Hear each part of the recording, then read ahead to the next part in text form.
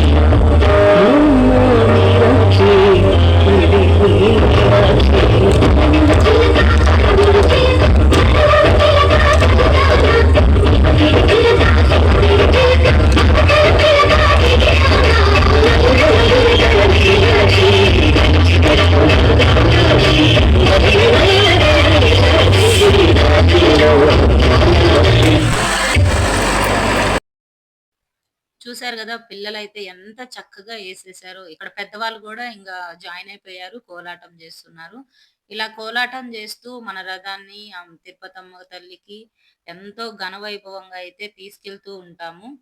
So, అక్కడికెళ్ళేసరికి ఇంగా time గూడా చాలానే అవుతుంది. అక్కడక్కడ ఆగుతూ, కోలాటం జేస్తూ అంటే మధ్య మధ్యలో మెయిన్ ప్లేసెస్ ఉంటాయి గదా! అక్కడ ఆపుకుంటూ వెళ్తారు. పక్కన డీజే గూడా ఉందనమాట. ఆ డీజే సౌండ్‌కి అమ్మ!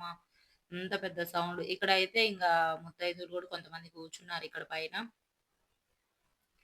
ఇలా ప్రభ అయితే ఉంది గదా! ఇక్కడ పసుపు, కుంకుమ ఇక్కడ మనకి తిరుపతమ్మ తల్లికి ఏమేం కావాలో అన్నీ పెట్టేశారు బండి మీద.